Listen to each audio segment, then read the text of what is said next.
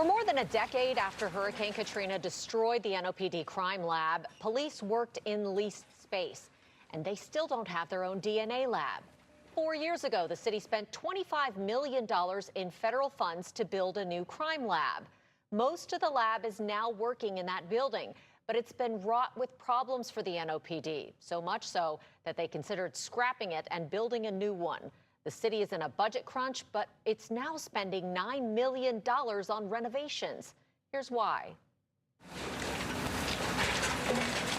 The NOPD Crime Lab used to stand a few blocks down Tulane Avenue from the criminal courthouse. But that whole swath of Mid-City went underwater after Hurricane Katrina, wiping out the lab. The city worked for 15 years to put together enough money, mostly from federal sources, to build a new one. When I came back to New Orleans, every year we asked for the crime lab to be rebuilt. Every year we asked for the DNA lab to be rebuilt. Those are decisions made above my pay grade, so we had to find a solution. Ronald Surpass was police chief until 2017. In 2020, May of 2020, the city of New Orleans broke ground on this facility. In fall 2021, this building will be the new home of NOPD's Scientific Criminal Investigations Division, or more simply put, the Crime Lab.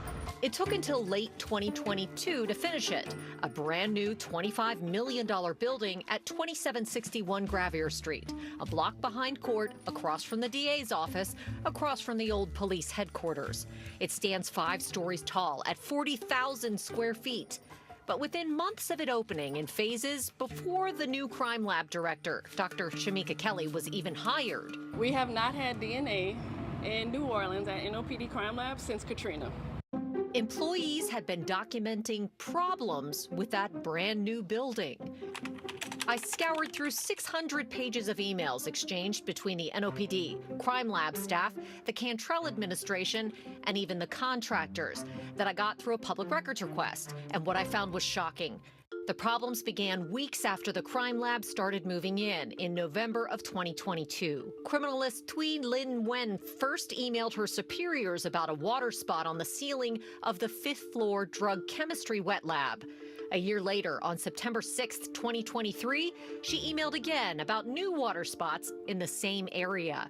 Quote, these were observed after the ceiling tiles had been previously painted sometime last month. The problems with this building appeared to get worse over time. The emails indicate water spots were first noted on the 5th floor, then the 3rd floor, and the 1st, essentially throughout the building. July 23, 2024, ServPro representative Tim Kerdour wrote in an email, quote, due to the sensitive nature of work that is done inside the facility with DNA samples and the like, the level of containment and decontamination needed to remediate and remove the microbial growth in the facility is extensive. On September 6, 2024, Crime Lab Captain Christian Hart noted the contractor that built the building, the McDonald Group, had been brought back in several times to try and fix the water problem. Hart wrote, quote, a building this new should not be having the issues that we are dealing with. On December 2nd, 2024, Jason Zuckerman, a representative of the McDonald Group, wrote to Hart that the operation of the HVAC system was causing the problem. Quote, they do not appear to be any sort of defects in construction and the facility is well out of warranty. He added that their roofers did find a problem with the roof and repaired it on the spot at no extra charge. The problems with the HVAC system and the roof seemed to snowball, quite literally. January 23rd, 2025, Hart writes to Travis Johnson with NOPD's Management Services Bureau asking for a work order for the crime lab. Quote, we had snow in our front stairwell and I noticed a hole in the roof. The city's property managers emailed back the roof should still be under warranty.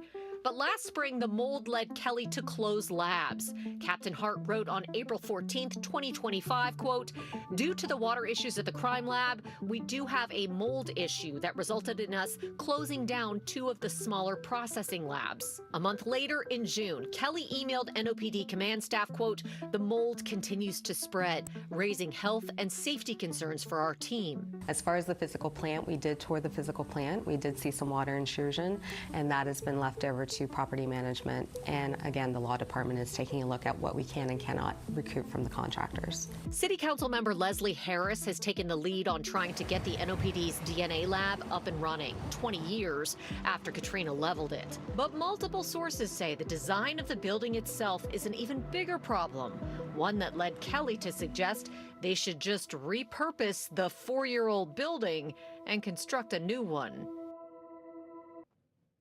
Hear what city leaders had to say about that idea tonight at 6. And I do want to mention the NOPD declined our 3 requests for interviews with Kelly and Kirkpatrick, but said in a statement that they have addressed the water intrusion problems and have a temporary HVAC fix in place. Quote, as with many complex environments, areas for improvement have been identified and are being actively addressed. Now, the builder, the McDonald Group, did not respond to my request for comment, and the design consultant CDM Smith said they worked with the NOPD to develop the plans. And quote, CDM Smith performed its services in alignment with the City of New Orleans program requirements, contract documents, applicable codes, and industry standards in place and applicable to the project. So more at 6. All right, looking forward to that, Katie. Thank you.